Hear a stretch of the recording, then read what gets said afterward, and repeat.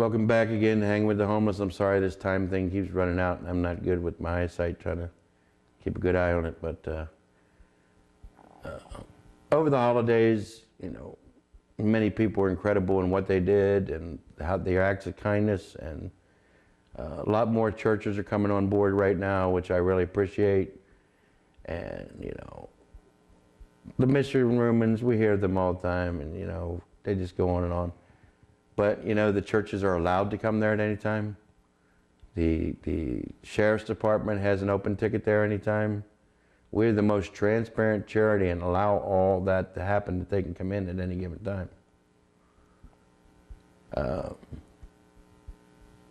If you haven't visited a mission, you've missed out.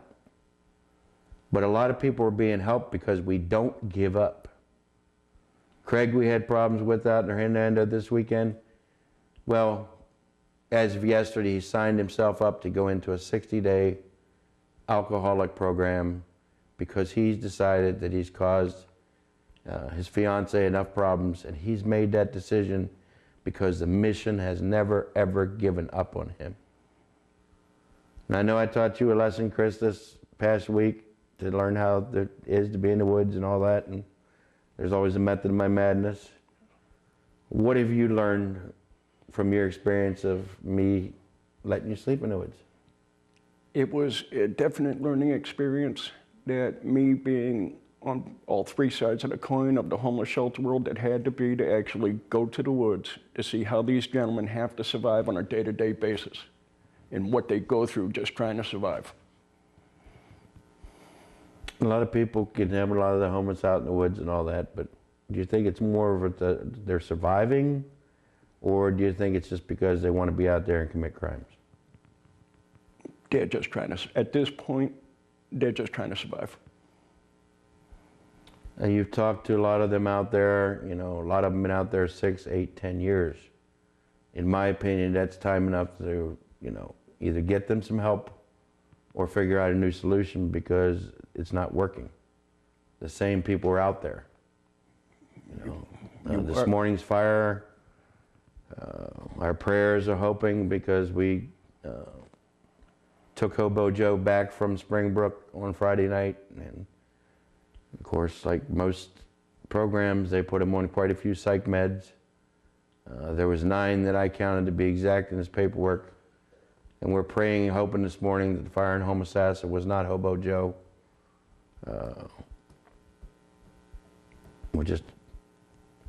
But he's another person out there that's been out there for years and years and years and has never been given help. Yeah, people feed him, you know, they give him money, he goes and drinks, but his real problems have never been addressed. He is a chronic homeless person. But we are praying today that it's not Hobo Joe, because a lot of people do care about him.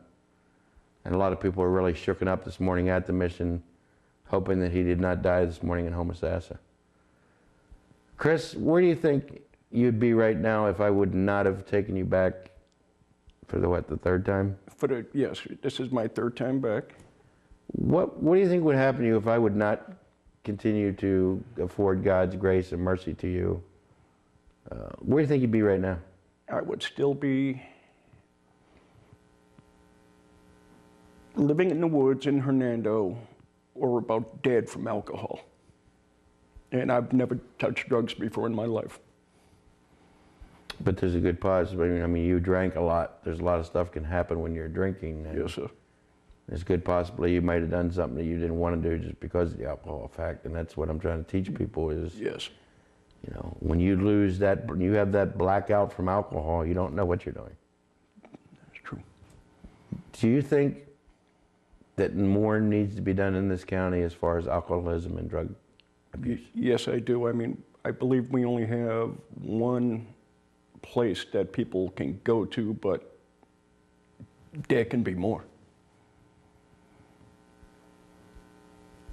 This is a very honest question to me, because, you know, we talked about it, but, you know, my method of madness is keeping you out in the woods just so you could see what it was like. And I know you were very mad at me and instinctively, yes, but you had a thing to come back and get at me. Yes. What brought that on? I would say the alcohol, and I was at the point where I've got no other place to go, and I'd say the alcohol. Yeah. And I told you no, and you thought I was going to leave you stay out there. Yes. But if you would have thought about it and knew me well enough, you knew that I would have brought you back anyway. Yes. Honestly, I thought the wrong thing. How many, you've seen many of the residents come through. You've seen that we give them a lot of chances. And everybody, of course, says, I allow them to openly do drugs and alcohol, which is not true. We tried to help those people. We try to help people with problems. What do you think would happen if the mission were not here tomorrow? If the mission were not here tomorrow, the sheriff's department would have no place to drop anybody off at. I mean, not every person in the sheriff's department pulls over or stops is a bad person. Sometimes they just need a place to go for the night. The other places in the county would be full, and the woods would actually fill up quite rapidly with women, children, and people that don't deserve to be out there. Do you think, I'm not worried about me, where this is not about me, it's about you.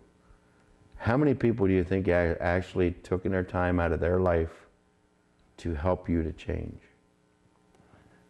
I've been in one other shelter, and I've been in another place out of the county. Both of them were not as accessible as you were. What do you think it's going to take to change you? To get you on your feet and stay on your feet without going back? Because alcohol is your problem. Yes. Every time you go back and touch a beer, boom, bah. Yeah. You're right back in point one. Do you think that a good alcohol program would help you if it was set up? Yes, because I really don't want to move out of this county to get away from my son. Well, I'm going to keep you on for the next episode. This is why we don't tape these things live, and we don't study for them, or we don't, sit and do cue cards. So we're going to have Chris back on the third episode this week, and the other girls will go on next episode. But once again, I want to thank all the people that have stood by us and helped us. And you know what? You come by and visit. We had nothing. We don't have nothing to hide. These people to keep wanting to throw stuff at us and throw stuff at us. You know what? We're doing something to help people that people otherwise would never, ever help. We fill a niche because if nobody else is going to help them, who will? And I will stand by that niche, and we are going to fight this thing to the end. We will see you back in a couple seconds here with the last episode of this week.